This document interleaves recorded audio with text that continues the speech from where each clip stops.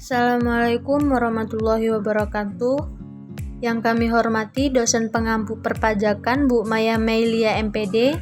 Di sini kami akan menampilkan video presentasi pajak penghasilan pasal 23 dan 24 dengan anggota kelompok yang pertama Ayu Rizky, Arenika Ramesa Putri, Ardi Asrofi Firdaus, Dimas Kurniawan, Desi Lutriani, dan Evianti.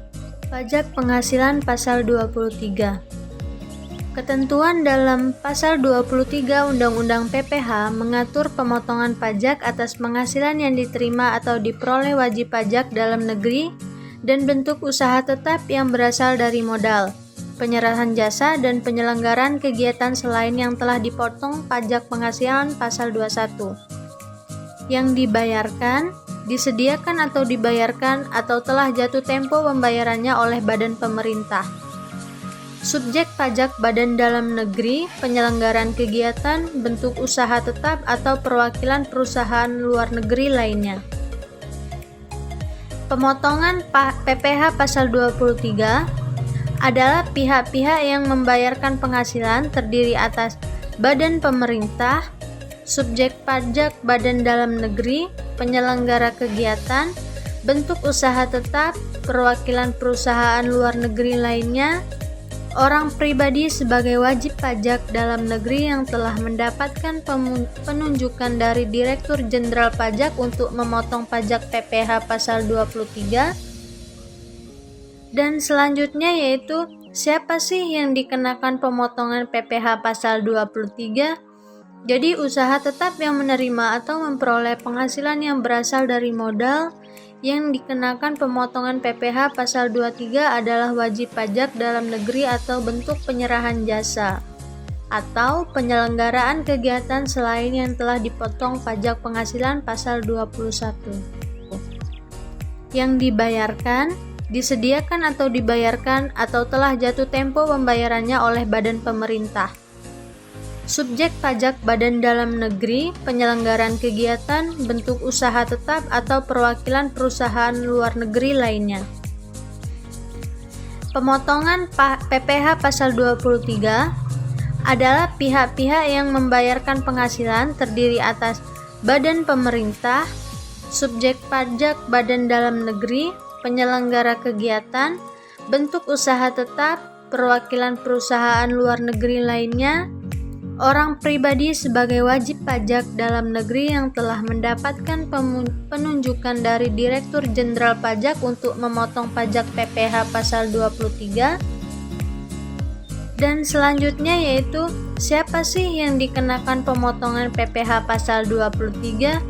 Jadi usaha tetap yang menerima atau memperoleh penghasilan yang berasal dari modal yang dikenakan pemotongan PPH pasal 23 adalah wajib pajak dalam negeri atau bentuk penyerahan jasa atau penyelenggaraan kegiatan selain yang telah dipotong pajak penghasilan pasal 21.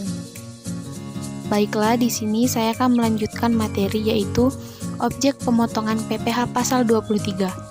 Penghasilan yang dipotong PPH pasal 23 adalah yang pertama, dividen. Dengan nama dan dalam bentuk apapun, termasuk dividen dari perusahaan asuransi kepada pemegang polis dan pembagian sisa hasil usaha koperasi. Kemudian yang kedua, bunga termasuk premium, diskonto, dan imbalan karena jaminan pengembalian utang. Kemudian yang ketiga adalah royalti. Yang keempat, hadiah penghargaan, bonus, dan sejenisnya selain yang telah dipotong pajak penghasilan sebagaimana dimaksud dalam pasal 21. Kemudian yang kelima, sewa dan penghasilan lain sehubungan dengan penggunaan harta, kecuali sewa tanah dan bangunan. Kemudian yang keenam, imbalan sehubungan dengan jasa teknik, jasa manajemen, jasa konstruksi, jasa konsultan, dan jasa lain selain jasa yang telah dipotong pajak penghasilan sebagaimana dimaksud dalam pasal 21. Kemudian yang selanjutnya ada pengecualian objek pemotongan PPH pasal 23. Penghasilan yang tidak dikenakan pemotongan PPH pasal 23 adalah yang pertama, penghasilan yang dibayar atau terutang kepada bank, Yang kedua, sewa yang dibayarkan atau terutang sehubungan dengan sewa guna usaha dengan hak opsi. Kemudian yang ketiga, dividen atau bagian laba yang diterima atau diperoleh perseroan terbatas sebagai wajib pajak dalam negeri, koperasi, badan usaha milik negara, atau badan usaha milik daerah dari penyertaan modal pada badan usaha yang didirikan dan bertempat kedudukan di Indonesia. Kemudian yang keempat, dividen yang diterima oleh orang pribadi. Yang kelima, bagian laba yang diterima atau diperoleh anggota dari perseroan komanditer yang modalnya tidak terbagi atas saham-saham, persekutuan, perkumpulan, firma, dan kongsi, termasuk pemegang unit penyertaan kontrak investasi kolektif. Kemudian yang keenam, sisa hasil usaha koperasi yang dibayarkan oleh koperasi kepada anggotanya. Yang ketujuh, penghasilan yang dibayar atau terutang kepada badan usaha atas jasa keuangan yang berfungsi untuk sebagai penyalur pinjaman. Kemudian yang selanjutnya ada tarif pemotongan. Yang pertama sebesar 15% dari jumlah bruto. Yang pertama ada dividen, yang kedua ada bunga termasuk premium, diskonto, dan imbalan karena jaminan pengembalian utang.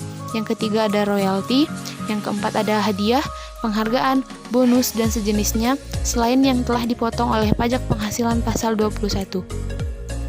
Kemudian yang selanjutnya ada sebesar 2% dari jumlah bruto, tidak termasuk pajak pertambahan nilai atas yang pertama sewa dan penghasilan lain sehubungan dengan penggunaan harta, kecuali sewa tanah dan bangunan. Kemudian yang kedua ada imbalan sehubungan dengan jasa teknik, jasa manajemen, jasa konstruksi, dan jasa konsultan, serta jasa lain selain jasa yang telah dipotong oleh pajak penghasilan pasal 21. Selanjutnya yaitu cara menghitung PPh pasal 23. Yang pertama, PPh pasal 23 sama dengan 15% dikali bruto. Yang dicontohkan yaitu PT Solusindo membayarkan dividen kepada CV Perkasa sebesar 200 juta. PPh pasal 23 dipotong PT Solusindo adalah 15% dikali 200 juta, diperoleh hasil 30 juta. Yang kedua yaitu PPh pasal 23 sama dengan 2% dikali bruto. Dicontohkan PT Pilar Utama yang baru berdiri meminta jasa dari CV Konsultindo untuk membuat sistem akuntansi perusahaan dengan imbalan sebesar Rp 11 juta, termasuk PPN Rp 1 juta. PPh pasal 23 dipotong oleh PT Pilar Utama yaitu 2% dikali 10 juta, diperoleh hasil yaitu 200.000. Selanjutnya yaitu kami membahas pajak penghasilan pasal 24. Ketentuan pasal 24 Undang-Undang PPh mengatur tentang perhitungan besarnya pajak atas penghasilan yang dibayar atau terutang di luar negeri yang dapat dikreditkan terhadap pajak penghasilan yang terutang atas seluruh penghasilan wajib pajak dalam negeri untuk mengurangi nilai pajak terutang yang dimiliki oleh Indonesia.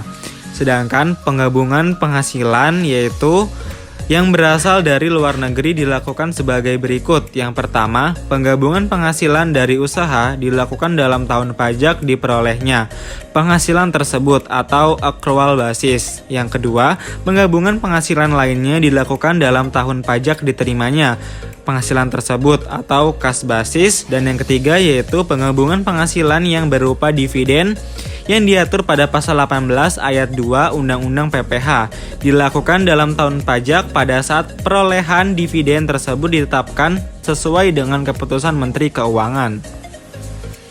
Selanjutnya yaitu batas maksimum kredit pajak.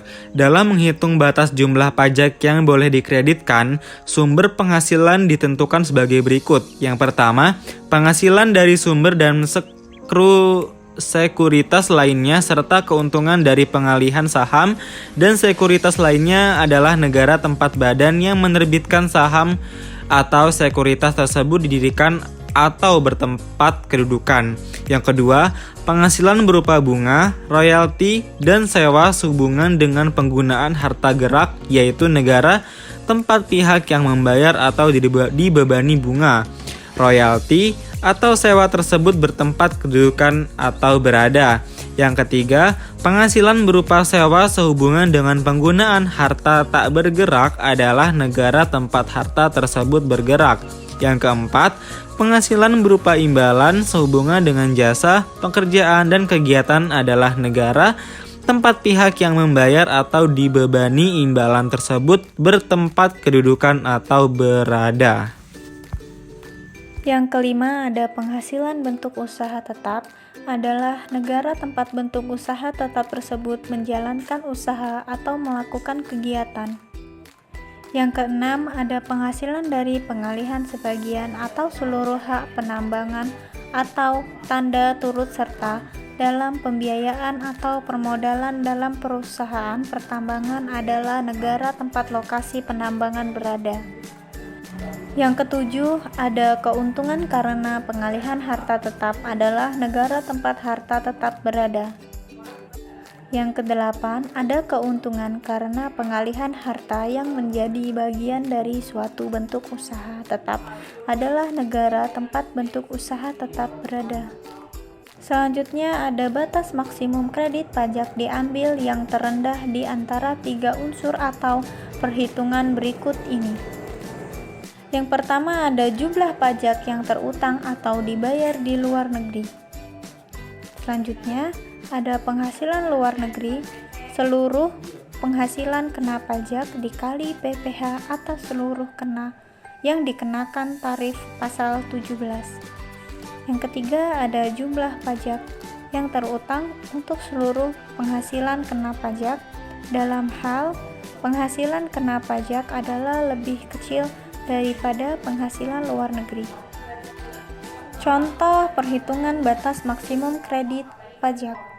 PT Cemara memperoleh penghasilan neto dalam tahun 2018 sebagai berikut. 1. Penghasilan dari luar negeri senilai 5 miliar dengan tarif pajak sebesar 40%. Penghasilan usaha di Indonesia 4 miliar, maka jumlah penghasilan neto adalah 5 miliar ditambah 4 miliar sama dengan 9 miliar. Batas maksimum kredit pajak diambil yang terendah dari 3 unsur atau perhitungan berikut. 1. PPh terutang atau dibayar di luar negeri adalah 40% dikali 5 miliar sama dengan 2 miliar. 5 miliar dibagi 9 miliar dikali 2 miliar 250 juta sama dengan 1 miliar 250 juta. Yang ketiga, PPh terutang. Menurut tarif pasal 17, 9 miliar dikali 2% sama dengan 2 miliar 250 juta. Dengan demikian kredit pajak yang diperkenankan adalah pada poin 2 sebesar Rp 1 miliar 250 juta. Batas maksimum kredit pajak untuk masing-masing negara adalah yang pertama, A untuk negara A, 2 miliar dibagi 8 miliar dikali 2 miliar sama dengan 500 juta. Pajak terhutang di negara A sebesar 700 juta, maka maksimum kredit pajak yang dapat dikreditkan adalah 500 juta. B untuk negara B, 1 miliar dibagi 8 miliar dikali 2 miliar sama dengan 250 juta. Pajak terutang di negara B sebesar 200 juta, maka maksimum kredit pajak yang dapat dikreditkan adalah 250 juta. Jumlah kredit pajak luar negeri yang diperoleh adalah sebesar 500 juta ditambah 250 juta sama dengan 750 juta. Selanjutnya, cara melaksanakan kredit pajak luar negeri. Untuk melaksanakan kredit pajak yang terutang dibayar di luar negeri, wajib pajak menyampaikan permohonan kepada Direktur Jenderal Pajak dengan dilampiri 1. Laporan keuangan dari penghasilan yang berasal dari luar negeri. 2. Fotokopi surat pemberitahuan pajak yang disampaikan luar negeri. 3. Dokumen pembayaran di luar negeri. Penyampaian permohonan kredit pajak yang terutang atau dibayar di luar negeri tersebut dilakukan bersama dengan penyampaian SPT tahunan PPh. Perhitungan PPh pasal 23 atas dividen yang 1. PT ABCD merupakan sebuah perusahaan yang bergerak di bidang industri sepatu dan beralamat di Jalan Terusan nomor 11 Jakarta Selatan, PT ABCD telah memiliki NPWP 01114448061000. Pada tanggal 10 Juli 2013, perusahaan membayar dividen kepada pemegang saham yang sebelumnya telah diumumkan melalui RUPS. Berikut data yang diperlukan dalam pembayaran tunai. Pemegang saham PT Perkasa penyertaan modal 26%, dividen 130 juta. Pemegang saham PT Cakrawala penyertaan modal 15%, dividen 75 juta. Pemegang saham PT Matahari penyertaan modal 10%, dividen 50 juta. PT Angkasa penyertaan modal 18%, dividen 90 juta. Pemegang saham CV Bahari Jaya penyertaan modal 12%, dividen 60 juta. Pemegang saham CV Karya penyertaan modal 11%, dividen 55 juta. PT BNI atau BUMN penyertaan modal 18% dengan dividen 40.000. Baiklah, berikut adalah lanjutan dari data tabel di slide sebelumnya. Berikut perhitungan PPh pasal 23 yang harus dipotong PT ABCD. Dengan pemegang saham PT Cakrawala, PT Matahari, PT Angkasa, CV Bahari Jaya, dan CV Karya Raya. Dengan persentase pernyataan modal masing-masingnya itu 15% atas PT Cakrawala, 10% atas PT Matahari, 18% atas PT Angkasa, 12% atas CV Bahari Jaya, 11% atas CV Karya Raya. Dengan dividen masing-masing 75 juta rupiah, 50 juta rupiah, 90 juta rupiah, 60 juta rupiah, 55 juta rupiah, dengan keseluruhan total mencapai 330 juta rupiah.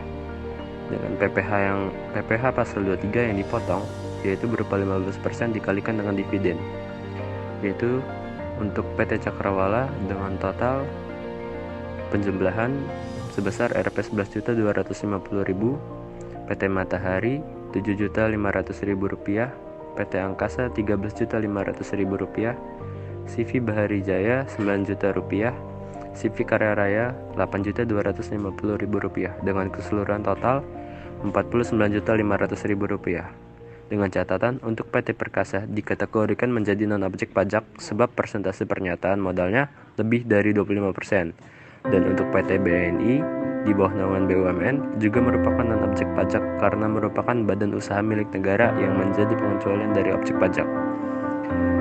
Berikutnya adalah soal kedua, yaitu PT Sinar Gemilang di Semarang memperoleh penghasilan neto dalam tahun 2014 sebagai berikut.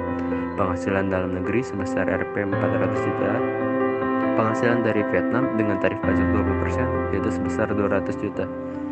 Dengan pernyataan hitunglah PPh pasal 24 atau kredit pajak luar negeri dari PT Sinar Gemilang tahun 2014.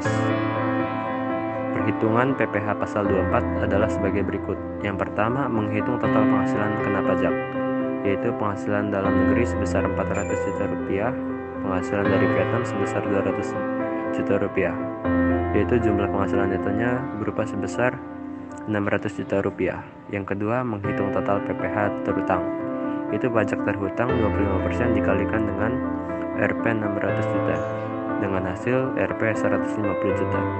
Yang ketiga, menghitung PPh maksimum yang dapat dikreditkan. Penghasilan luar negeri dibagi total penghasilan dikalikan dengan total PPh terhutang, yaitu 200 juta rupiah dibagikan dengan 500 juta rupiah dan dikalikan dengan 150 juta rupiah dengan total hasil Rp49.999.999 yaitu dibulatkan menjadi 50 juta rupiah. Yang keempat, menghitung PPh yang terhutang atau dipotong di luar negeri, yaitu 20% dikalikan dengan 200 juta rupiah dengan hasil total 40 juta rupiah. Dari perhitungan di atas, kredit pajak luar negeri yang diperbolehkan adalah sebesar Rp 40 juta atau sebesar PPh yang terhutang atau dibayar di luar negeri. Jumlah ini diperoleh dengan membandingkan perhitungan PPh maksimum yang boleh dikreditkan dengan PPh yang terhutang atau dibayar di luar negeri. Kemudian pilih jumlah yang terendah. Terima kasih. Sekian presentasi dari kami. Wassalamualaikum warahmatullahi wabarakatuh.